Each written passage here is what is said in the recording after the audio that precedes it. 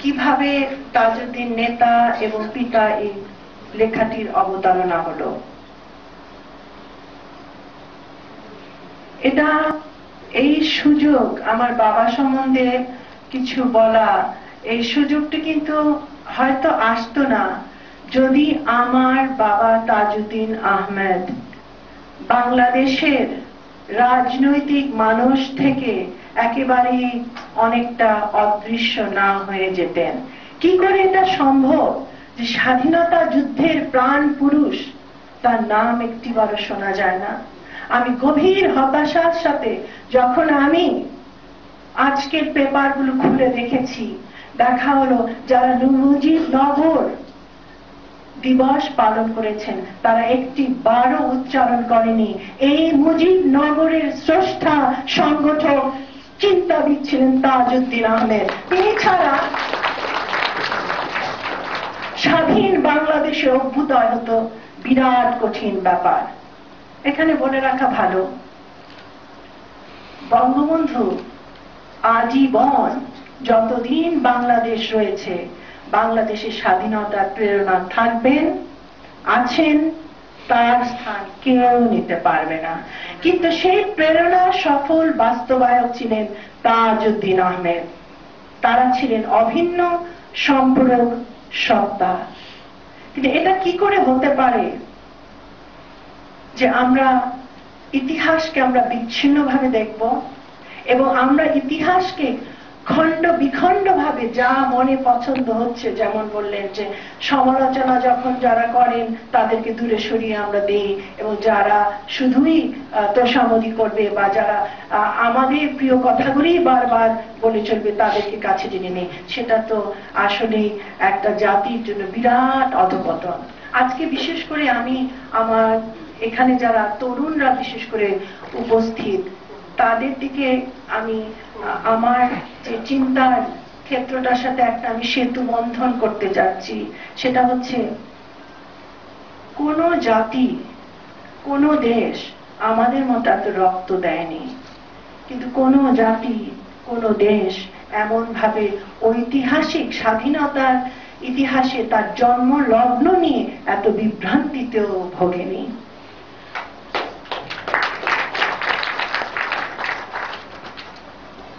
এই লেখার সূচনা হয়েছিল যখন আমি ওয়াশিংটনে সিলভার স্প্রিং এর আমার বাসভবনে 2006 সালের 2রা জানুয়ারি। এবং আমি যখন লিখছিলাম কিছু কিছু লেখা আমার মাকে না জানিয়ে যখন খবরের কাগজে প্রকাশিত হচ্ছিল, এই লেখাগুলোর পরে প্রথম অভিনন্দন যিনি জানাতেন তিনি ছিলেন আমার মা।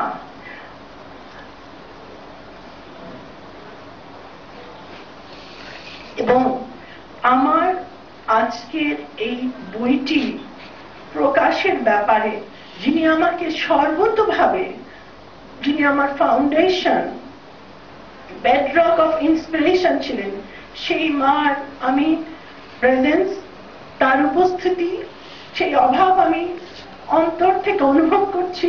এবং একই সাথে আমি এটাও ভাবছি তিনি তো আমার মধ্যে, আমাদের সকলের মধ্যে, আমার ভাই বোনদের মধ্যে চেতনায় উপস্থিত। এমনকি উনি হসপিটালের মধ্যে বলেছেন আমার বইটা কবে শেষ হবে। যেন তিনি জানতেন যে কথাগুলি তিনি বলতে পারেননি, যে কথাগুলি রয়ে গেছে অবক্ত, হয়তো তার উত্তরসূরিরা সেই বাতি, সেই মশালটা হাতে তুলে আরো 2 কদম এগিয়ে যাবে। এটা তো আমার একার পক্ষে সম্ভব না, হয়তো আমি 2 কদম এগিয়েছি। আপনারা, তোমরা যারা নতুন প্রজন্ম, তোমরা হয়তো এই বইটার মেইন থিংটা হচ্ছে তোমরা এই বইটা হাতে তুলে কিছু চিন্তা করবে, সেই চিন্তার খোরাক আমি তুলে দেবার চেষ্টা করেছি। আমি থাকি ওয়াশিংটন ডিসির উপকণ্ঠে সিলভার স্প্রিং ম্যারিল্যান্ডে। আমার বাড়ি থেকে আবার 40 মিনিট দূরে হচ্ছে বিশ্বের সর্ববৃহত্তম মিউজিয়াম পাড়া স্মিথসোনিয়ান ইনস্টিটিউট। ওখানে দেখি দিগন্ত বিশালী বিশাল মাঠ, তার দুপাশে 19টা মিউজিয়াম। বিশ্বের এই মিউজিয়াম পাড়ার একটা বিশেষত্ব হলো এখানে টিকিট কেটে দর্শনী দিয়ে টাকা খরচ করে মিউজিয়ামে ঢুকতে হয় না, এগুলো সব ফ্রি। এবং সেখানে রয়েছে প্রায় 9-10টা তোমার রিসার্চ সেন্টার, গবেষণা সেন্টার। লক্ষণীয় ব্যাপার হলো সেই মিউজিয়াম পাড়াটার একটা এক কোণে এয়ার অ্যান্ড স্পেস মিউজিয়ামের পাশে আছে ন্যাচারাল হিস্ট্রি মিউজিয়াম। সেটার একটা স্থান আমাকে বারবারই আমার মনটাকে টানে, আমাকে আকর্ষণ করে। সেটা হচ্ছে যে 70,000 বছর আগে নিয়ানডারথাল যে মানব জাতি ছিল যারা বসবাস করতেন সেই ইউরোপীয় অঞ্চলগুলোতে, সে তাদের কিছু রেলিক্স ওখানে রয়ে গেছে এবং সেখানে দেখাচ্ছে যে তাদের মধ্যে ওই সেই 70,000 বছর আগেও, মানে ডারউইনের তত্ত্ব অনুযায়ী আমরা যদি শুধু প্রাণী হই, কিন্তু ওই রেলিক্স গুলো তাদের রিচুয়ালস গুলো প্রমাণিত করে আমরা কিন্তু much more than animals, we are thinking people, imaginary people, and আমরা সবসময় রহস্যময়তা খুঁজি, কিছু আমরা we like to think beyond. এবং এই যে একটা অপার এই গভীরতা বোধ, সেটা দেখে নিয়ানডারথাল মানুষরা যখন তাদের মধ্যে কেউ মৃত হয়ে যেত, তারা তার জন্য কিন্তু রিচুয়ালস করত, তাদের জন্য প্রার্থনা করত, প্রেয়ার করত। তার মানে যে একটা যে অসীমের সাথে এই জনগোষ্ঠীর যে একটা অসীম আছে, একজন অদৃশ্য শক্তি আমাদেরকে নিয়ন্ত্রিত করছে, যেই চিন্তা ভাবনার উদয় হয়েছিল 70,000 বছর আগে। তো সেখান থেকে আমি একটু হাঁটতে হাঁটতে যখন আরো কিছু দূরে যাব, আরো মাইল দূরে, সেই চিন্তাটা করতে করতে আবার দেখি ওটারই আরেকটা অসামান্য রূপ। একজন খুব মোস্ট ইমাজিনেটিভ পলিম্যাথ চিন্তাবিদ, রাষ্ট্রনায়ক, তার বিশাল মিউজিয়াম, সেটা হচ্ছে জেফারসন মেমোরিয়াল। মার্কিন ইতিহাসে আমাদের এখানে আমরা বলি জাতির জনক বঙ্গবন্ধু শেখ মুজিবুর রহমান, এখানে কিন্তু ফাউন্ডিং ফাদার্স কনসেপ্টটা নেই। ওখানে খুব ইন্টারেস্টিংলি দুটো কনসেপ্ট কাজ করছে। একটা হচ্ছে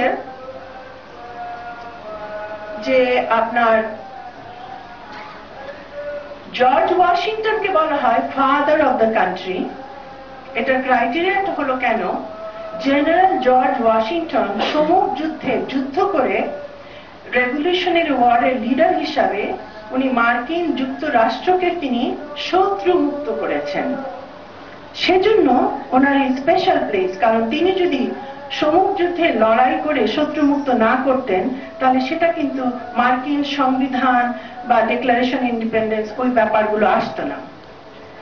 আর ফাউন্ডিং ফাদার্স বলা হচ্ছে 7 জনকে, যেমন জেফারসন আছেন, বেঞ্জামিন ফ্র্যাঙ্কলিন আছেন, ম্যাডিসন আছেন, এন্ড সো ফোর্থ। এখন ফাউন্ডিং ফাদার্স এর ক্রাইটেরিয়া হলো 3টি।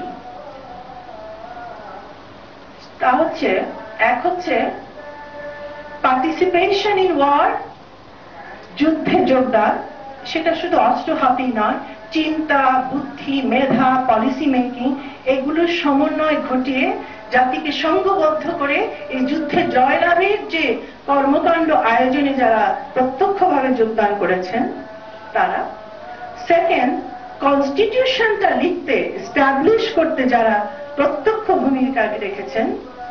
থার্ড, ডিক্লারেশন অফ ইন্ডিপেন্ডেন্স, স্বাধীনতার ঘোষণাপত্রে যারা স্বাক্ষর দিয়েছেন। আমাদের দেশে সেই ক্রাইটেরিয়াগুলো যদি আমরা এস্টাবলিশ করতাম, রাজাকার, আলবদর, অনেক স্বাধীনতা বিরোধী অটোমেটিক্যালি কিন্তু বাদ পড়ে যেত। আমরা সেই ক্রাইটেরিয়াটা করিনি বলেই অনেকেই ঢুকে পড়ার চেষ্টা করছে সেই শূন্য স্থানগুলোর মধ্যে।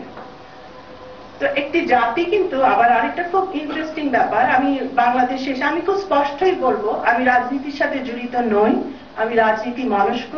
মইদুল হাসান কাকু, মইদুল হাসান সাহেব যেটা বললেন, আমি একটু কাঁচা সবুজও বটে, এটা আমার শক্তি, আমার দুর্বলতা, হয়তো আমার সাহস, আমি সেটা নিয়ে আমি কিছু কথা বলবো। এখানে এসে আমার চোখে পড়লো 1000 নোটে বঙ্গবন্ধু, 500 টাকার নোটে বঙ্গবন্ধু, 100 টাকার নোটে বঙ্গবন্ধু, 50 টাকার নোটে বঙ্গবন্ধু, 20 টাকার নোটে বঙ্গবন্ধু, 1 টাকার নোটে বঙ্গবন্ধু।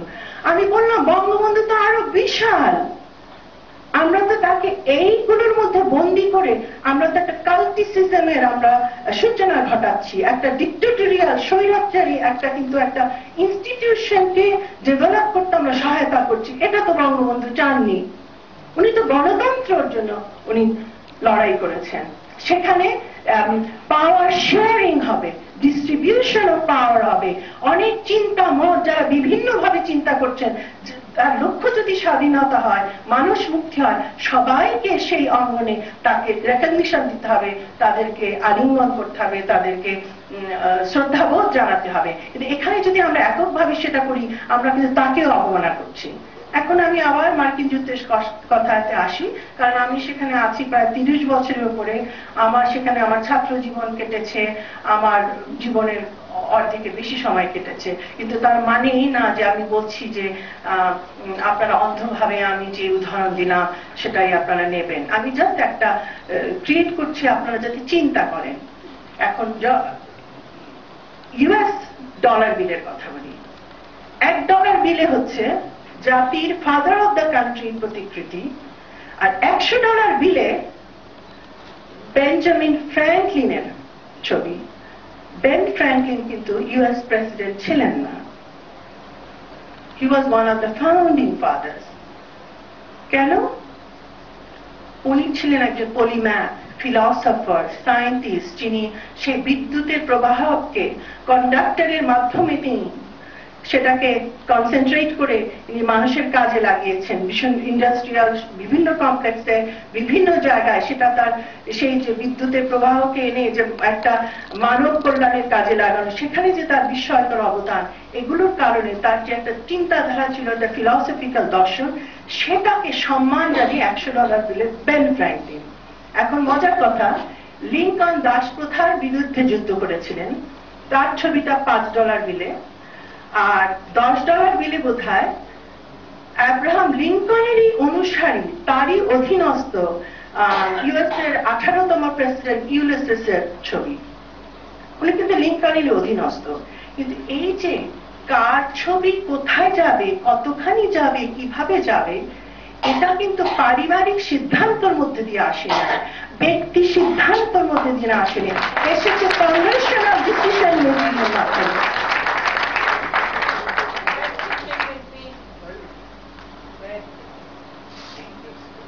এসেছে গণতান্ত্রিক চর্চার মাধ্যমে, আলাপের মাধ্যমে, আলোচনার মাধ্যমে, ডিবেটের মাধ্যমে। এটা এই ধার কিন্তু জর্জ ওয়াশিংটনের পরিবারের উপর ন্যস্ত করা হয়নি, জেফারসনের পরিবারের উপর ন্যস্ত করা হয়নি। কিন্তু আমরা আজকে কোথায় যাচ্ছি? বঙ্গবন্ধু উনি যে বাংলাদেশ চেয়েছিলেন, তাজউদ্দিন আহমেদ যে বাংলাদেশ চেয়েছিলেন, তার একটা বড় জিনিস ডক্টর করিম যেটা বললেন, শোষণ মুক্ত একটা সমাজ গড়ার অঙ্গীকারে স্বপ্নে ওনারা সঙ্গবদ্ধ হয়ে কাজ করেছিলেন। দূর থেকে তাকালে বঙ্গবন্ধুর অনেক ত্রুটি বিচ্যুতি ছিল, আমার বাবারও ছিল, সহকর্মীদেরও ছিল। কিন্তু একটা ব্যাপারে সবাই একমত হবেন, ওনারা সবাই আত্মত্যাগ করেছেন। সেটা থেকে শিখতে হবে, কিন্তু সেই ক্ষেত্রটা তো প্রস্তুত করতে হবে। আমরা আজকে যখন কারিকুলামস গুলো ঘেঁটে দেখি, পাঠ্যসূচি দেখি, আমি দেখি একনায়কতন্ত্রের সব বীজগুলো ওখানে প্রতীত হয়ে যাচ্ছে। তার ফলে যখন এই সরকারও থাকবে না, ভিন্ন সরকার আসে, তারা এগুলো উড়িয়ে দেবে। কারণ আমরা তো জনগণের মত নিয়ে এই জিনিসগুলো স্টাবলিশ করছি না। তা আমি আমার বইয়ের মাধ্যমে আমি হয়তো ক্ষুদ্র প্রয়াস নিয়েছি যে বঙ্গবন্ধু, তাজউদ্দিন, ওনার সহকর্মীরা যে আদর্শটা করতে চেয়েছে, গণতন্ত্রের চর্চা, মুক্ত বুদ্ধির চর্চা, আর আমার ভালো না লাগলেও শুনতে হবে, মেধা, মননশীলতার চর্চা, সেগুলো প্রাধান্য পাবে একটি জাতির উন্নয়নে। তো সেই চর্চাগুলোর জন্য সাহস করে বলা শিখতে হবে। আজকে তরুণ প্রজন্মকে একটা আমি কথা জিজ্ঞেস করি, আজকে হচ্ছে 18ই এপ্রিল।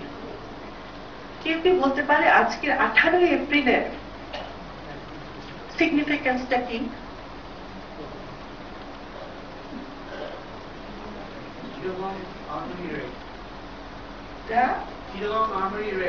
By whom? Fantastic. আপনার নাম? আপনি বলেন যে আপনি কি করছেন? পড়া যায়, আপনি তো অনেক ইয়াং। আপনি কোথায় পড়ান? আমি খুব খুশি হলাম। তার মানে এই পুরো সভার মধ্যে একজনই জবাবটা দিয়েছেন। 18ই এপ্রিল একটি বৈপ্লবিক একটি মাস্টার দাস সূর্য সেনের নেতৃত্বে 1930 সালে চট্টগ্রাম পুলিশ লাইনের অস্ত্রাগার লুণ্ঠন হয়। এটা কিন্তু একটা বিশাল চমক সৃষ্টি করে সে সময়। আর গতকাল ছিল 17 এপ্রিল, মুজিবনগর দিবস। সেখানে কিন্তু আমি একবার মুজিবনগর এই কথাটি যিনি উদ্ভাবক, এই যে নামটি দিলেন, তার প্রতি কিন্তু আমি একটা ফোঁটা শ্রদ্ধা জ্ঞাপন করতে কাউকে দেখলাম না, শুনলাম না। উনি বলেছিলেন এই জায়গার নাম কুষ্টিয়ার ভবের পাড়া বৈদ্যনাথ তলারি আম্রকাননের নাম আজ থেকে হবে মুজিবনগর। এবং যুদ্ধাবস্থায় স্বাধীন বাংলাদেশ সরকারের রাজধানী যেখানেই যাবে তার নাম হবে মুজিবনগর। উনি কিন্তু তাজউদ্দিন আহমেদ, বঙ্গবন্ধু শেখ মুজিবুর রহমানের এই যে স্বাধীনতার চেতনাবাহী ভাবমূর্তিকে তিনি সঠিকভাবে ব্যবহার করেছিলেন একটি স্বাধীনতা যুদ্ধে নেতৃত্ব দিয়ে স্বাধীনতা ছিনিয়ে আনার জন্য। তো উনি জানতেন যে এই নেতৃত্বের সংজ্ঞাকে যদি সঠিকভাবে সংজ্ঞায়িত করতে হয়, যে প্রত্যেকের মেধা মননশীলতা গুলো একত্রিত করে দেশ ও দশের কল্যাণে কাজে লাগানো।